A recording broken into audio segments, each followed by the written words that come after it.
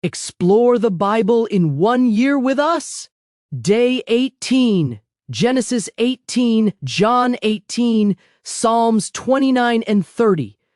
Presented by Mount Vernon Wilderness House Gathering. Genesis, chapter 18, English Standard Version. And the Lord appeared to him by the oaks of Mamre, as he sat at the door of his tent in the heat of the day. He lifted up his eyes and looked, and behold, 3 men were standing in front of him. When he saw them, he ran from the tent door to meet them, and bowed himself to the earth, and said, O Lord, if I have found favor in your sight, do not pass by your servant. Let a little water be brought, and wash your feet, and rest yourselves under the tree, while I bring a morsel of bread, that you may refresh yourselves, and after that you may pass on, since you have come to your servant. So they said, Do as you have said. And Abraham went quickly into the tent to Sarah and said, Quick, 3 seahs of fine flour, knead it, and make cakes. And Abraham ran to the herd and took a calf, tender and good, and gave it to a young man who prepared it quickly. Then he took curds and milk and the calf that he had prepared, and set it before them, and he stood by them under the tree while they ate. They said to him, Where is Sarah your wife? And he said, She is in the tent. The Lord said, I will surely return to you about this time next year, and Sarah your wife shall have a son. And Sarah was listening at the tent door behind him. Now Abraham and Sarah were old, advanced in years. The way of women had ceased to be with Sarah. So Sarah laughed to herself, saying, After I am worn out, and my Lord is old, shall I have pleasure? The Lord said to Abraham, Why did Sarah laugh and say, Shall I indeed bear a child now that I am old? Is anything too hard for the Lord? At the appointed time I will return to you, about this time next year, and Sarah shall have a son. But Sarah denied it, saying, I did not laugh, for she was afraid. He said, No, but you did laugh. Then the men set out from there, and they looked down toward Sodom, and Abraham went with them to set them on their way. The Lord said, Shall I hide from Abraham what I am about to do, seeing that Abraham shall surely become a great and mighty nation, and all the nations of the earth shall be blessed in him? For I have chosen him, that he may command his children and his household after him to keep the way of the Lord by doing righteousness and justice, so that the Lord may bring to Abraham what he has promised him. Then the Lord said, Because the outcry against Sodom and Gomorrah is great, and their sin is very grave, I will go down to see whether they have done altogether according to the outcry that has come to me, and if not, I will know. So the men turned from there and went toward Sodom, but Abraham still stood before the Lord. Then Abraham drew near and said, Will you indeed sweep away the righteous with the wicked? Suppose there are 50 righteous within the city. Will you then sweep away the place and not spare it for the 50 righteous who are in it? Far be it from you to do such a thing, to put the righteous to death with the wicked, so that the righteous fare as the wicked. Far be that from you. Shall not the judge of all the earth do what is just? And the Lord said, If I find at Sodom 50 righteous in the city, I will spare the whole place for their sake. Abraham answered and said, Behold, I have undertaken to speak to the Lord, I who am but dust and ashes. Suppose 5 of the 50 righteous are lacking. Will you destroy the whole city for lack of 5? And he said, I will not destroy it if I find 45 there. Again he spoke to him and said, Suppose 40 are found there. He answered, For the sake of 40 I will not do it. Then he said, Oh, let not the Lord be angry, and I will speak. Suppose 30 are found there. He answered, I will not do it if I find 30 there. He said, Behold, I have undertaken to speak to the Lord. Suppose 20 are found there. For the sake of 20 I will not destroy it. Then he said, Oh, let not the Lord be angry, and I will speak again but this once. Suppose 10 are found there. He answered, For the sake of 10 I will not destroy it. And the Lord went his way when he had finished speaking to Abraham, and Abraham returned to his place. John chapter 18. English Standard Bible. When Jesus had spoken these words, he went out with his disciples across the brook Kidron, where there was a garden which he and his disciples entered. Now Judas, who betrayed him, also knew the place, for Jesus often met there with his disciples. So Judas, having procured a band of soldiers and some officers from the chief priests and the Pharisees, went there with lanterns and torches and weapons. Then Jesus, knowing all that would happen to him, came forward and said to them, "Whom do you seek?" They answered him, "Jesus of Nazareth." Jesus said to them, "I am he." Judas, who betrayed him, was standing with them. When Jesus said to them, "I am he," they drew back and fell to the ground. So he asked them again, "Whom do you seek?" And they said, "Jesus of Nazareth." Jesus answered, "I told you that I am he. So, if you seek me, let these men go."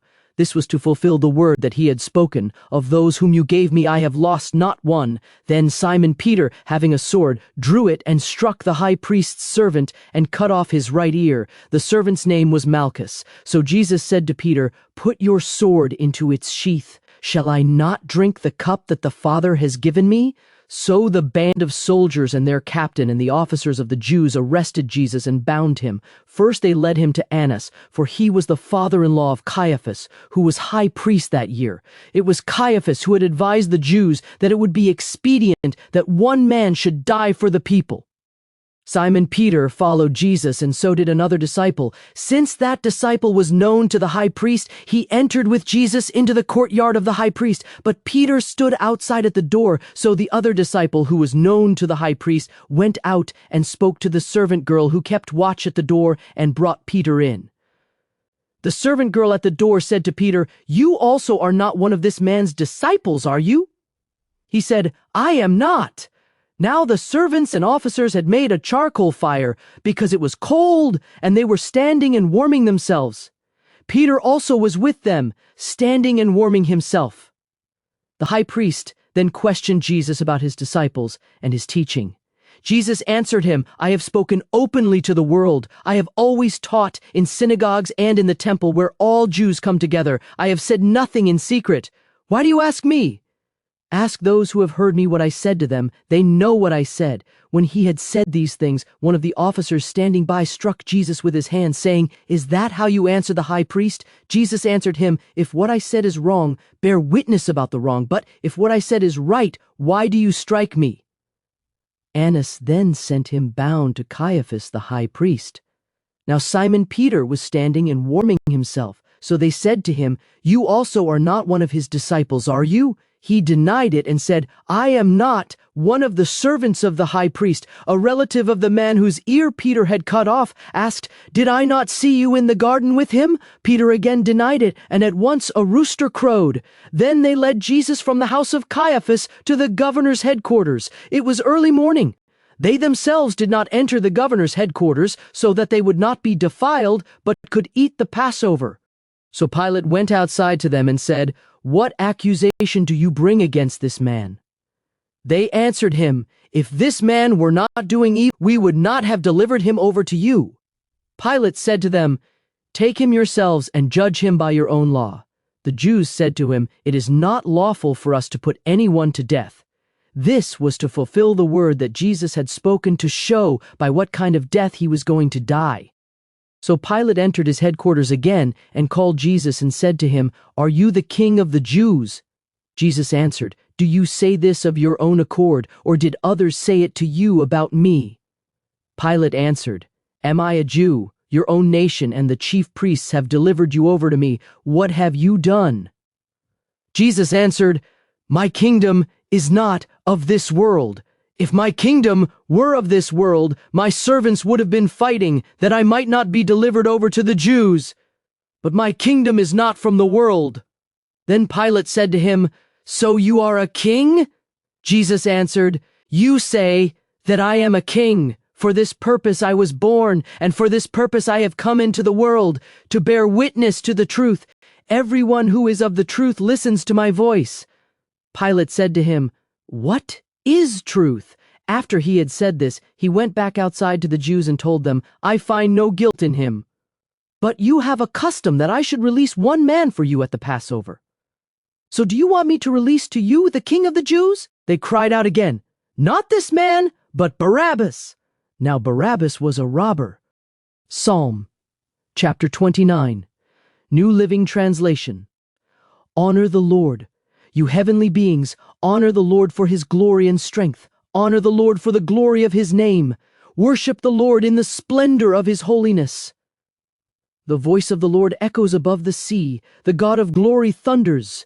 The Lord thunders over the mighty sea. The voice of the Lord is powerful. The voice of the Lord is majestic. The voice of the Lord splits the mighty cedars. The Lord shatters the cedars of Lebanon. He makes Lebanon's mountains skip like a calf. He makes Mount Hermon leap like a young wild ox. The voice of the Lord strikes with bolts of lightning.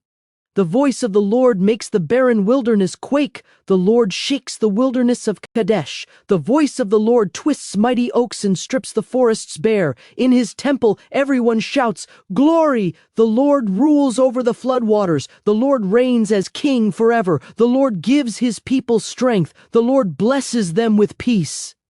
Psalm chapter 30, New Living Translation. I will exalt you, Lord, for you rescued me. You refused to let my enemies triumph over me. O Lord my God, I cried to you for help, and you restored my health. You brought me up from the grave, O Lord. You kept me from falling into the pit of death. Sing to the Lord, all you godly ones. Praise his holy name. For his anger lasts only a moment, but his favor lasts a lifetime. Weeping may last through the night, but joy comes with the morning. When I was prosperous, I said, nothing can stop me now. Your favor, O Lord, made me as secure as a mountain. Then you turned away from me, and I was shattered. I cried out to you, O Lord. I begged the Lord for mercy, saying, what will you gain if I die, if I sink into the grave? Can my dust praise you? Can it tell of your faithfulness? Hear me, Lord, and have mercy on me. Help me, O Lord. You have turned my mourning into joyful dancing. You have taken away my clothes of mourning and clothed me with joy, that I might sing praises to you and not be silent. O Lord my God, I will give you thanks forever.